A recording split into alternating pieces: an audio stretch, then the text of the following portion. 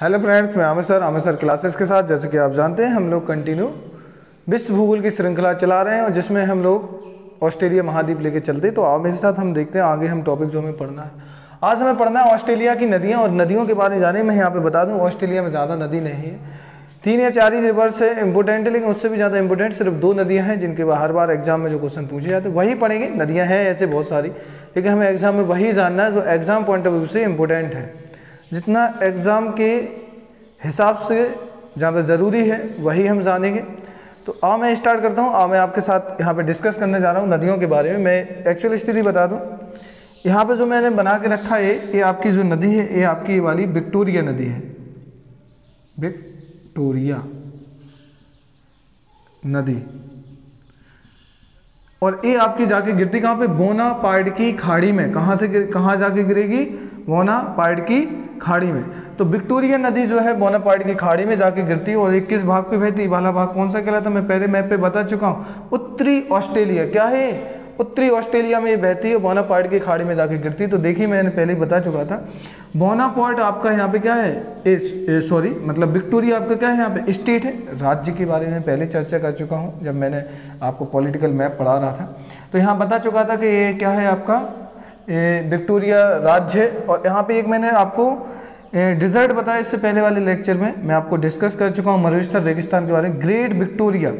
और विक्टोरिया नाम से यहाँ पे झील भी है। तो देखो विक्टोरिया थोड़ा सा ज़्यादा इंपॉर्टेंट रहेगा, वो ठीक है, क्वीन विक्टोरिया ब्रिटेन की थी, लेकिन ऑस्ट्रेलिया में कुछ ज़्यादा इंपॉर्टेंट पॉइंट है कि नदी भी है, डिजर्ट भी है और राज्य भी है। तो याद रखना, तो आप एक साथ इस चीज़ याद रख सकते हैं, बोनापार्ड की खाड़ी में गिरती है। अब मैं बात करता हूँ यहाँ पे जो इंपॉर्टेंट नदी है और जो मर्रे और डार्लिंग की बात करता हूँ। यहाँ पे मुर्रे और मर्रे कई बुकों में अलग अलग मिलता है, मर्रे भी बोलते हैं, इंग्लिश में मुर्रे बोलते हैं, अलग अलग चलता है।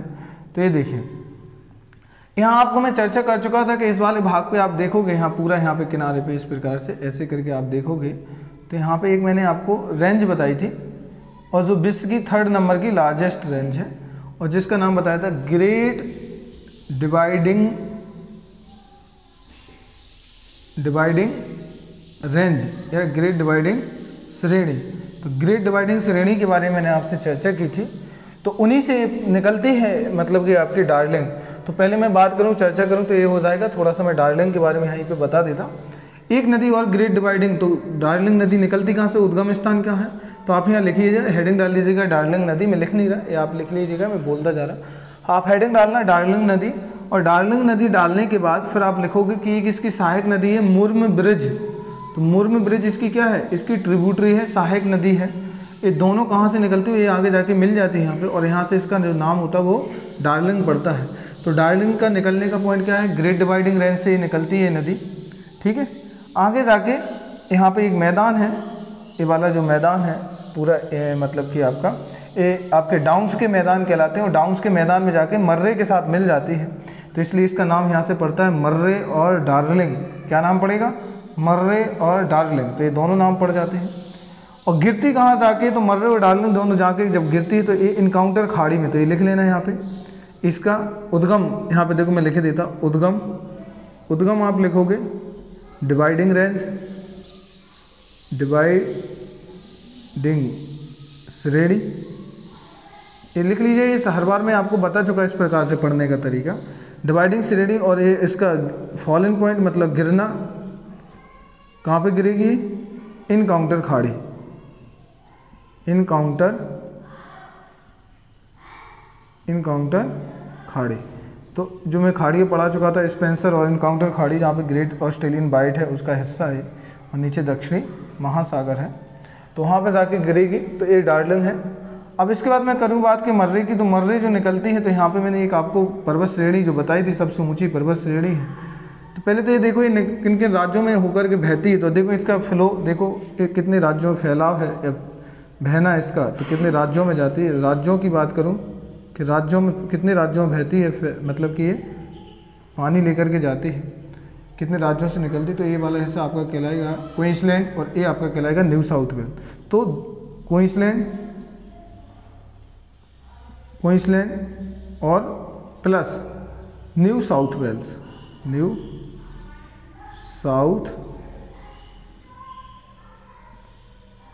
वेल्स, तो ये 2 राज्यों में क्वींसलैंड और न्यू साउथ वेल्स में फ्लो होती है। ये सब चीज़ें याद रखना।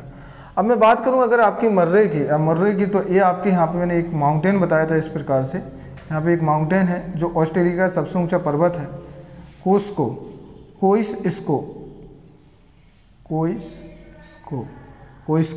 पर्वत, कोइस्को माउंटेन रेंज है जो सबसे ऊंचा पर्वत है। यहीं से निकलती है, इसका उद्गम स्थान आप लिखोगे तो ये इसका उद्गम स्थान हो जाएगा, निकलने का पॉइंट, मतलब ओरिजिन, इंग्लिश में ओरिजिन बोलते हैं इसको। तो जो ओरिजिन हो जाएगा इसका, और ओरिजिन हो जाएगा, और आप देखेंगे कि यहाँ से निकलती हुई जाती है, फिर आगे लचलान भी आपकी ग्रेट डिवाइडिंग रेंज से निकलती है। तो लचलान याद रखना कि किसकी सहायक नदी, लचलान मर्रे की सहायक नदी है, और मुर्म ब्रिज जो है वो डार्लिंग की सहायक नदी है। लचलान आगे जाके मर्रे में मिल जाती है, आगे इनकी संयुक्त धारा जब ये मिलती है तो मर्रे कहलाती है, और मर्रे जाके डार्लिंग में मिलती है, और ये यहाँ पे जाके गिरती है इनकाउंटर की खाड़ी में। तो आप इसका भी उद्गम स्थान को इसको लिख लेंगे, और इसका गिरती कहाँ पे जाके, तो गिरेगी कहाँ पे, इनकाउंटर में। तो ये आप स्पेशल यहाँ पे लिख लेना। अब देखिए यहाँ पे ये लिखने के बाद यहाँ पे आपको जानना है कि अगर मैं बात करूँ कि सबसे बड़ी नदी की मैं बात करूँ, तो सबसे बड़ी नदी अगर क्वेश्चन पूछा जाए तो अगर दोनों ऑप्शन में दिया मर्रे डार्लिंग तो आप टिक करेंगे मर्रे डार्लिंग, और अगर नहीं दिया है और पूछता है कि ऑस्ट्रेलिया की सबसे बड़ी नदी कौन सी है, और अगर इस प्रकार से पूछता है कि ऑस्ट्रेलिया की सबसे बड़ी नदी, तो आप टिक करेंगे यहाँ पे स्पेशली सबसे बड़ी नदी। तो आप यहाँ पे जो ऑप्शन टिक करेंगे वो करेंगे क्या, डार्लिंग। तो ऑस्ट्रेलिया की सबसे बड़ी जो नदी है वो आपकी हो जाएगी डार्लिंग नदी। कौन सी हो जाएगी, डार्लिंग नदी। तो डार्लिंग नदी आपका आंसर हो जाएगा। इसमें आप आराम से बता सकते हो कि डार्लिंग जो नदी है वो ऑस्ट्रेलिया की सबसे बड़ी नदी है। ठीक है, और इसी में एक एक्चुअली स्थिति बता दूं कि पूरे ऑस्ट्रेलिया के अंदर यहाँ पे इम्पोर्टेंट है, कुछ चीज़ें हैं। ठीक है, तो और पूरे ऑस्ट्रेलिया के अंदर ये पूरा भाग मैंने बताया था कि ऑस्ट्रेलिया के पूर्वी हिस्से पर ही ज़्यादातर, इसी हिस्से में ही ज़्यादातर पूरी ऑस्ट्रेलिया की आबादी रहती है, ज़्यादातर पॉपुलेशन है इसी हिस्से में है, और ये पूरा हिस्सा डेजर्ट से भरा हुआ है, क्योंकि यहाँ पे पूरा सूखा रहता, मतलब रेगिस्तान ज़्यादा है, मरुस्थल बहुत बड़े बड़े हैं, जिस वजह से मैंने यहाँ पे इसको टाइटल भी दिया था। इसे बोलते हैं प्यासी भूमि का देश।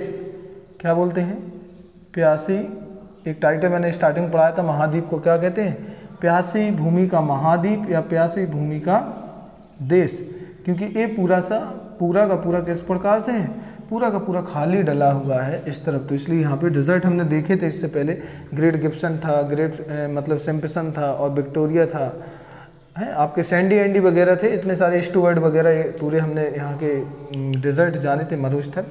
तो ये पूरा डला हुआ है, तो ज़्यादातर आबादी इसी वाले हिस्से पे रहती है। इसका एक रीज़न मैं बता दूं कि जब यहाँ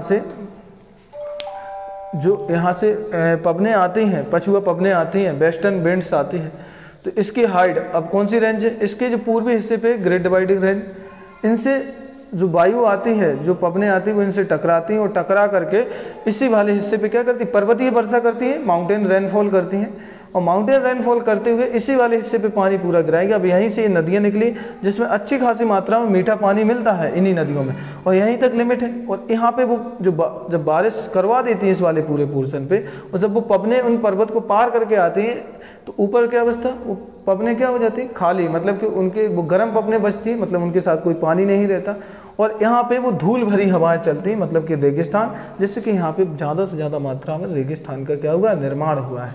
अगर इस हिस्से पे देखोगे तो पानी की सबसे ज़्यादा उपलब्धता इसी वाले हिस्से पे मिलेगी, और इसी वाले हिस्से पे बहुत ज़्यादा क्या मिलेंगे, इन्हीं नदियों के बीच में, जब नदियों के बीच का मैदान है ये पूरा हिस्सा, तो यहाँ पे क्या मिलेगी, घास के मैदान मिलेंगे। इसी बीच में एक यहाँ पे घास का मैदान मिलता है इन नदियों के बीच में, इस प्रकार से यहाँ पे एक घास का मैदान मिलेगा, और जिसको बोलते हैं घास के मैदान को यहाँ पे डाउन्स, क्या बोलते हैं, डाउन्स घास मैदान। तो डाउन्स घास का मैदान पाया जाता है। एक किस प्रकार का मैदान है, ये आपका है शीतोष्ण घास का मैदान। किस प्रकार से है, शीतोष्ण घास। तो किस प्रकार का मैदान, क्वेश्चन आता है कि डाउन्स कहाँ पे है, तो डाउन्स आपका ऑस्ट्रेलिया में है।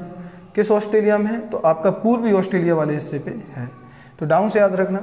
यहीं पे एक चीज़ और इम्पोर्टेंट रहेगी, ये तो है, यहाँ पे एक और इम्पोर्टेंट चीज़ें मिलती हैं यहाँ पे एक चीज़ और है बहुत ज़्यादा, यहाँ इसके बीच में आर्टिसियन बेसिन बनाए गए हैं। यहाँ पे आर्टिसियन बेसिन का मतलब है, हिंदी में मैं यहाँ लिखे देता, इसी वाले हिस्से पे artisan basin, artisan basin, Hindi में इनको बोलते हैं उत्सुरुत कूप, उत्सुरुत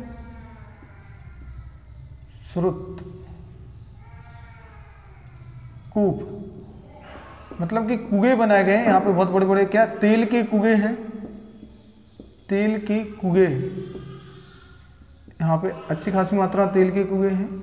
और तेल के कुएं होने के साथ साथ आर्टिसियन बेसिन यहाँ पे मतलब कि ऐसी पंपिंग की गई है, लाइन लगाई गई है अपने, मतलब पानी जो यहाँ पे इतना ज़्यादा नीचा है यहाँ पे आर्टिसियन बेसिन कि आप यहाँ पे अगर पानी बोर वगैरह कराओ या मशीन से जो ड्रिलर वगैरह से, तो पानी एकदम अपने आप ऊपर आ जाता है। और जब वो पानी यहाँ ऊपर आ जाता है तो उस पानी को सप्लाई करने के लिए एक राज्य से दूसरे राज्य में बहुत बड़ी मात्रा में क्या लगाई गई, पाइपिंग लगाई गई, पाइपलाइन बिछाई गई है।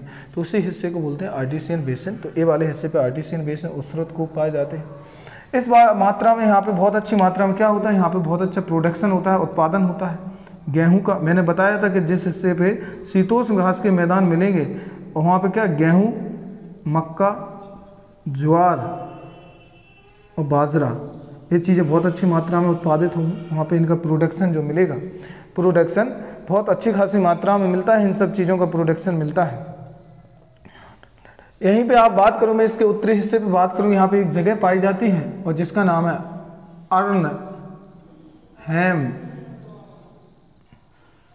अर्नहेम लैंड बोलते हैं। यहाँ पे एक एक्चुअल स्थिति बता दूँ, मैंने यहाँ आपको एक चीज़ और बताई थी, यहाँ पे बरकली नाम से पठार है जो यूरेनियम के लिए फेमस है। अर्नहेम लैंड उसी का हिस्सा है और यही भी ये वाला हिस्सा आपका यूरेनियम के लिए फेमस है, वर्ल्ड फेमस है, विश्व प्रसिद्ध यूरेनियम भंडार के लिए प्रसिद्ध यूरेनियम भंडार अच्छी खासी मात्रा में यहाँ पे पाए जाते हैं। तो याद रखना अर्नहेम लैंड किस लिए फेमस है।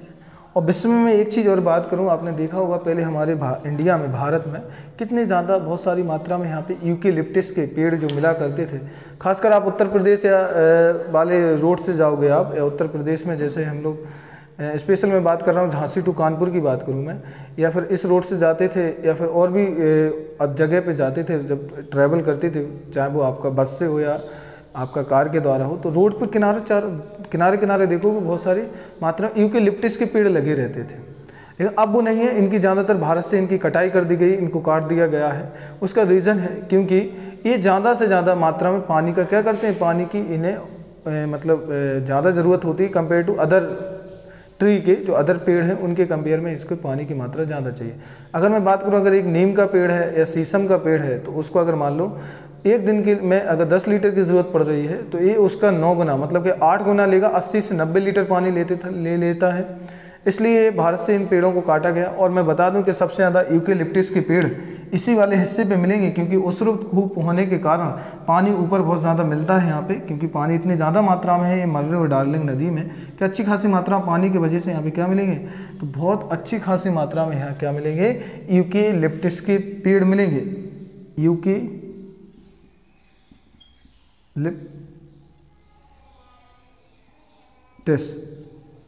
वृक्ष ये लंबे रहते हैं, यूकेलिप्टस वृक्ष अच्छी खासी मात्रा में पाए जाते हैं यहाँ पे। तो ये ऑस्ट्रेलिया में सबसे ज़्यादा पाया जाता है यूकेलिप्टस, अगर मैं बात करूँ, क्योंकि इन्हें पानी की मात्रा की बहुत ज़्यादा ज़रूरत होती है। तो ये हमने देखा 4 नदियों के बारे में मैंने बता दिया। सबसे बड़ी नदी आपकी डार्लिंग हो जाएगी, तो मर्रे डार्लिंग फेमस है। ये पूरा इसका हिस्सा बहुत ज़्यादा उपजाऊ है और उपजाऊ होने की वजह से यहाँ पे बहुत अच्छी मात्रा में मैंने बताया डाउन्स की घास पाई जाती है। और डाउन्स की जो शीतोष्ण घास है, जो जानवरों के लिए, भेड़ और बकरियों के लिए बहुत ज़्यादा क्या रहती है, पौष्टिक रहती है बहुत ज़्यादा।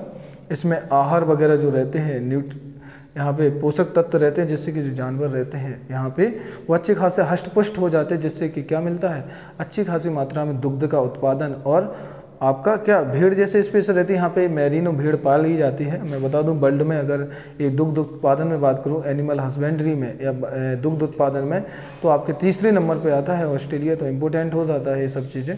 तो यहाँ पे बहुत ज़्यादा मात्रा में भेड़ों का उत्पादन, मतलब भेड़ों का पालन किया जाता है। हाँ, और मांस की भी यहाँ पे बहुत ज़्यादा प्रोडक्शन होता है। तो दुग्ध उत्पादन में, मांस उत्पादन में बहुत ज़्यादा मिलता है, क्योंकि मैंने आपको पहले ही बोला था और इससे पहले लेक्चर में पढ़ा चुका हूँ कि जिस जगह पर शीतोष्ण घास के मैदान पाए जाएंगे वहाँ पर क्या मिलेगा, वहाँ पे ज़्यादा से ज़्यादा मात्रा में वहाँ पर जानवर जो होंगे हष्ट पुष्ट होंगे और गेहूँ बहुत अच्छी मात्रा में प्रोडक्शन होता है।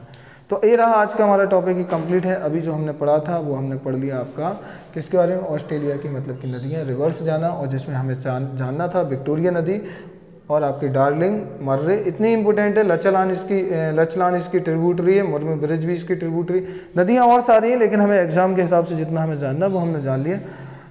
तो ये आपके सामने है, जो भी अगर डाउट हो किस प्रकार से है, जो भी अगर आपको लगे ऐसा, तो कमेंट सेक्शन में आप मुझसे कमेंट करके अपना डाउट पूछ सकते हैं, क्लियर कर सकते हैं। मैं कोशिश करूँगा आपके जो आपके डाउट है उसको डाउट को सॉल्व करने की कोशिश करूँगा। मिलते हैं हम लोग नेक्स्ट लेक्चर में, और थैंक यू।